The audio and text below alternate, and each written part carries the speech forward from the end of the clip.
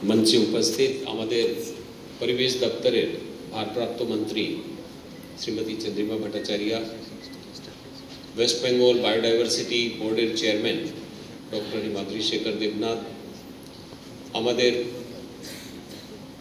RERA एवं West Bengal pollution control बोर्डर प्राक्तन मेंबर सेक्रेटरी एवं चेयरमैन ऑफ रेरा प्राक्तन चेयरमैन डॉक्टर संदीपन मुखर्जी, मंचे उपस्थित आছেন Shri Dharmadev Roy, chief environment officer of government of West Bengal एवं Tripti Shah, chief technical officer of West Bengal environment department एवं environment department, pollution control board, biodiversity board থেকে আগত বিভিন্ন অফিসার্স कर्मचारी বৃন্দ এবং বিভিন্ন স্কুল এবং এনজিও ওদের থেকে আগত বিভিন্ন স্টুডেন্টস সবাইকে আমরা আজকে প্রোগ্রামে স্বাগত জানাই। আজকে 20 বছর পূর্তি উপলক্ষে যে প্রোগ্রামটা করা হচ্ছে, আপনারা সবাই আমাদের চেয়ারম্যান বায়োডাইভার্সিটি বোর্ড এবং মেম্বার সেক্রেটারি তার মুখ থেকে শুনলেন कि बायोडाइवर्सिटी बोर्ड কত ধরনের নতুন নতুন কাজ বায়োডাইভার্সিটি বোর্ড করে যাচ্ছে এবং কিভাবে যে ব্লক লেভেল পঞ্চায়েত লেভেল অবধি একটা বায়োডাইভার্সিটি কমিটি তৈরি করা হয়েছে, গ্রাম অবধি কি কি জীব বৈচিত্র্য আমরা ওখানে পাচ্ছি প্রত্যেকের সংকলন করা হয়েছে এবং বিভিন্ন যে হারে যাওয়ার মাছ ভাত এদের যে ভ্যারাইটি গুলো আছে, গাছের যে ভ্যারাইটি গুলো আছে তাদেরকে সংরক্ষণ করার জন্য যত ধরনের স্টেপস আমাদের ওয়েস্ট বেঙ্গল বায়োডাইভার্সিটি বোর্ড নিচ্ছে, এই 20 বছরের যাত্রাকে যেভাবে চেয়ারম্যান সাহেব তুলে ধরলেন, এটা ডেফিনেটলি খুব প্রশংসনীয় আছে এবং আমি আশা করি এটাই কি সকলের সহযোগে এই যাত্রাকে ডেফিনেটলি আমরা অনেক দূর অবধি নিয়ে যেতে পারবো এবং সকলের সহযোগ নিয়ে ডেফিনেটলি যে বায়োডাইভার্সিটিকে প্রোটেক্ট করার দরকার আছে তার উপরে আমরা সকল মিলে খুব ভালো কাজ করতে পারবো। আপনারা সবাই জানেন যে এই ধরনের ক্লাইমেট চেঞ্জ নিয়ে যে কথা বলা হচ্ছে, আমরা বেসিক্যালি আমাদের বায়োডাইভার্সিটিকে হারিয়ে দিচ্ছি। একটা বই লিখেছিলেন, যেটা বই ছিল দি ক্লোজিং সার্কেল, ও বইয়ের মধ্যে জিনিসটা বলা হলো কি there are 4 principles of ecology. আমাদের পুরো এই প্রকৃতির ভারসাম্যকে বাঁচায় রাখার জন্য আমাদেরকে 4টা সিদ্ধান্ত, 4টা প্রিন্সিপলস আমাদেরকে জেনে রাখতে হবে। এটা কি হচ্ছে? Number 1, nature knows the best. প্রকৃতি কিন্তু সবথেকে ভালো জানে কোনটা জিনিস কিভাবে করতে হবে। যেটা আমরা অনেক সময় আমরা ডেফিনেটলি প্ল্যানেটকে বাঁচানোর জন্য চেষ্টা করছি, কিন্তু প্ল্যানেট আছে বলে আমরা আছি। আমাদেরকে এই জিনিসটা বুঝতে হবে। প্রকৃতি কিন্তু আমাদের সবাইকে ঠিক মতো রেখেছে, আমাদের যে ডিউটিজ আছে তার দিকে আমাদেরকে দেখতে হবে। সেকেন্ড হচ্ছে there is no such thing as free lunch। কোনো জিনিস কিন্তু ফ্রিতে কোথায় পাওয়া যাবে না। আমাদেরকে এটা বুঝতে হবে, এটা কন্টিনিউয়াস, আমাদেরকেও আমাদের কাজটা করে যেতে হবে। তার জন্য এখানে থাকার যে অধিকার আমরা পাচ্ছি ওটা তখনই কিন্তু সম্ভব হবে। আমরা যদি দেখি কি কত সুন্দর সিস্টেম আছে, আমরা অক্সিজেন ড্র করছি এবং কার্বন ডাই অক্সাইড ছাড়ছি, এটা কিন্তু প্রকৃতির সঙ্গে একটা খুব ভালো ভারসাম্য তার মধ্যে বজায় রাখা হচ্ছে, প্রকৃতির মেইনটেনেন্স হচ্ছে। প্রত্যেককে নিজের কাজটা করে যেতে হবে। যদি আমরা বাচ্চাদেরকে একটাই জিনিস শেখাই कि गाछ के रक्षा करते হবে, তার কারণ হচ্ছে কি লাংসের একটা পার্ট আমাদের বডির ভিতরে আছে এবং অন্য একটা পার্ট ওর নিজের মানে যে গাছের মধ্যে লেগে আছে। এই দুটো কিন্তু কোলাবোরেশনের মধ্যে একটা ব্যালেন্সের মধ্যে কাজ করলে কিন্তু আমরা নিজেকে ভালো রাখতে পারবো, প্রকৃতিকে ভালো রাখতে পারবো। থার্ড যে প্রিন্সিপাল যেটা বলা হয় কি everything is connected to everything else. যা কিছু প্রকৃতির মধ্যে আমরা দেখছি প্রত্যেক জিনিস কিন্তু ইন্টারকানেক্টেড আছে। যত ধরনের যে বিচিত্র আমরা দেখছি, আমরা কিন্তু যেটা চেয়ারম্যান সাহেব বললেন অনেকগুলো যে বিচিত্রকে আমরা হারিয়ে ফেলছি, কিন্তু এরা যখন হারাচ্ছে আমাদেরকে বুঝে রাখতে হবে আমাদেরও শেষ কিন্তু আমরা ডেকে আনছি। এটাও কিন্তু খুব সম্ভব কি এদের যেভাবে আমরা এদেরকে শেষ করছি সেই হিসাবেই কিন্তু আরো সবকিছু শেষ হয়ে যাবে। এন্ড ফোর্থ হচ্ছে कि everything must go somewhere, it's a complete circle. এই যে সার্কেলটা আছে, কোনো জিনিস এখানে ওয়েস্টেজ নেই, সব জিনিস এখানে কানেক্টেড আছে।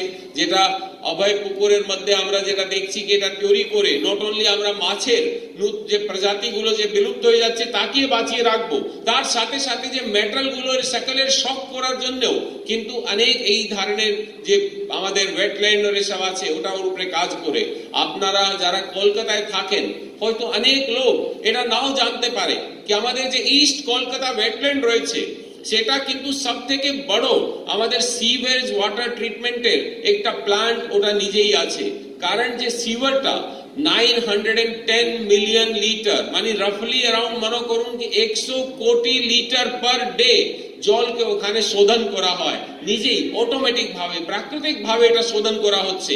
এবং তার লাভটা কি হচ্ছে, ওখানে যত ধরনের মাছ পাওয়া যায়, মোর দেন 20,000 টনস মাছ প্রত্যেক বছর ওখানে জেনারেট হয়।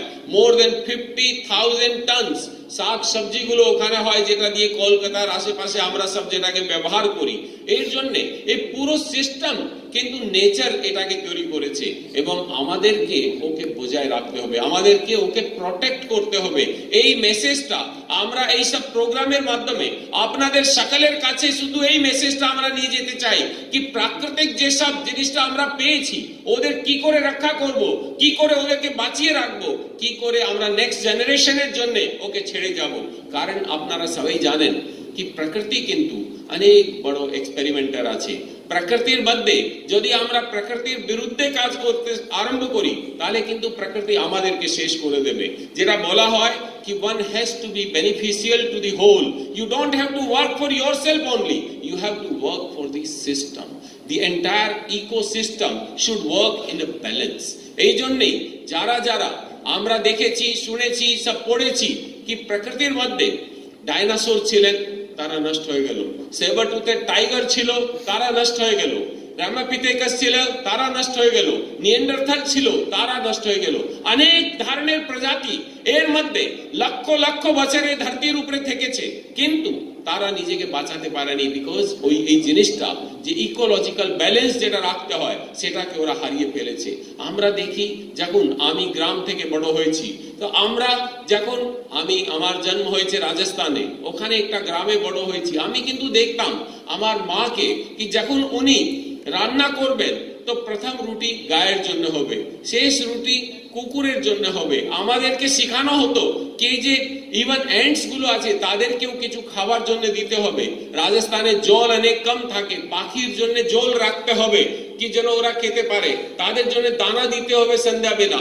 এই যে জিনিসগুলো যেটা আমাদেরকে শেখানো হতো আমি এটা দেখি তার মাধ্যমে কিন্তু বাচ্চাদেরকে এটাই বোঝানো হয় কি প্রকৃতি শুধু একা তোমার জন্য নাই, এই প্রকৃতি কিন্তু সকলের জন্য আছে এবং সকলের যদি আমরা রক্ষা করব তাহলেই কিন্তু আমরাও বেঁচে থাকবো। আজকে যেই ধরনের জিনিসটা আমরা দেখছি এত বেশি পলিউশন হচ্ছে, পলিউশনের মধ্যে এখন অক্টোবর নভেম্বর থেকে আপনারা দেখবেন অনেক খবর পড়বেন কি দিল্লিতে অনেক বেশি পলিউশন হয়ে গেছে। তার কারণ হচ্ছে পাঞ্জাবে পরালি জ্বালানো হচ্ছে, তার সব ইম্প্যাক্টটা সব জায়গায় আসছে।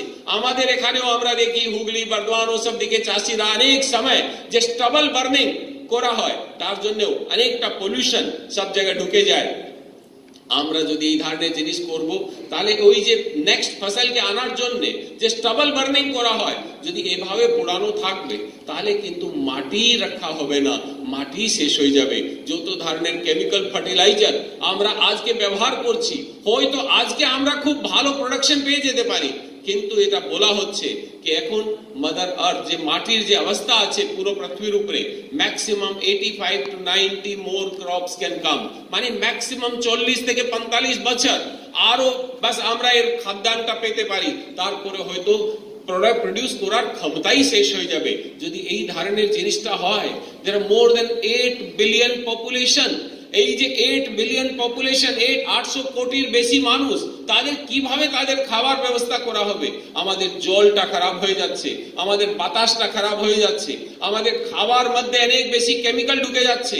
এই জলের মধ্যে দিয়ে যে আমরা দেখছি কি মাছের কাছে অনেকটা মেটাল আর এসব পৌঁছে যাচ্ছে, মাছ এবং শাক সবজির মধ্যে মেটাল গুলো পাওয়া যাচ্ছে। এই ধরনের জিনিসটা যদি আমরা সব মিলে না দেখবো তাহলে কি করে এই পুরো পরিবেশের রক্ষা করা হবে? তার জন্য সকলের কোঅপারেশন, সকলের এগিয়ে আসা, সকলের এর মধ্যে কাজ করা কিন্তু খুব বেশি প্রয়োজন হয়ে উঠেছে। আজকে আমি একটা দেখি কি যেমন পাঞ্জাব থেকে একটা ট্রেন আসে বিকানের একটা খুব বড় ক্যান্সার হসপিটাল আছে, ওখান থেকে যখন বিকানের ট্রেনটা যায় তার নাম যা কিছু হবে ওকে কি বলা হয়, ডাকা হয় ওখানে ক্যান্সার এক্সপ্রেস যাচ্ছে। এই তো বেশি কেমিক্যাল ফার্টিলাইজার ইউজ করে করে আমরা নিজের স্বাস্থ্যের উপরে কি ধরনের জিনিসটা করছি। চেয়ারম্যান সাহেব যেটা বললেন, উনি কম কোস্টের মধ্যে 1.25 টাইমস প্রোডাকশন কিভাবে করা যাবে, ওই জিনিসটাও বায়োডাইভার্সিটি বোর্ড এটা সকলের কাছে তুলে ধরছে। আমরা এই জিনিসটা সকলের কাছে নিয়ে যেতে চাই। আমরা এটাই চাইছি কিভাবে চাষিদের কাছেও আমরা পৌঁছাবো, এই জিনিসটা বুঝাই কি করে কম ফার্টিলাইজারের উপরে ডিপেন্ডেন্স নিয়ে কি করে ভালো কোয়ালিটি প্রোডাকশন নেওয়া যেতে পারে। অনেক স্টাডি বলছে কি যে নিউট্রিয়েন্টস গুলো আছে খাবার মধ্যে, অতগুলো নিউট্রিয়েন্টস আর পাওয়া যাচ্ছে না। যে আগে 1 কেজি 2 কোলার মধ্যে যে নিউট্রিয়েন্টস আমরা পেতাম, এখন 10টা কেলা খোলেও তো নিউট্রিয়েন্টস আসবে না। এই জন্য সকলকে মিলে ওর উপরে কাজ করতে হবে। এটাই তো বলা যায় কি নেক্সট জেনারেশনের জন্য একটা ভালো জায়গায় আমাদেরকে ছেড়ে যেতে হবে। ভালো বাতাস, ভালো জল, ভালো মাটি সবকিছু যদি ভালো ছাড়বো তখনই তো হবে কি আমরা কিছু ভালো কাজ করেছি। আজকে ফাউন্ডেশন ডের দিন আমরা সব মিলে এটাই আপনাদেরকে এটা আহ্বান জানাচ্ছি, আসুন আমরা সকল মিলে এর উপরে কাজ করি, সকল মিলে দেখি কি করে সব জিনিসগুলোকে ভালো করা যেতে পারে। যেটা বলা হয় না कि छोटे छोटे कदम बढ़ाते लंबा रास्ता कट जाता है, छोटे छोटे कदम बढ़ाते लंबा रास्ता कट जाता है, बूंद बूंद पानी डालो तो गहरा सागर भर जाता है। আপনাদের সকলের চেষ্টায় অনেক বড় কাজ আমরা করতে পারবো। আসুন এই ফাউন্ডেশনের ডের দিন আমরা একটা সংকল্প নিই কি আমরা এই ভালো কাজের মধ্যে যোগদান দেব এবং বায়োডাইভার্সিটি রক্ষা করার জন্য আমরা নিজেকেও এর মধ্যে ইনভলভ করব। এই আশা রেখে আমি আমার বক্তব্য শেষ করছি। নমস্কার, ধন্যবাদ।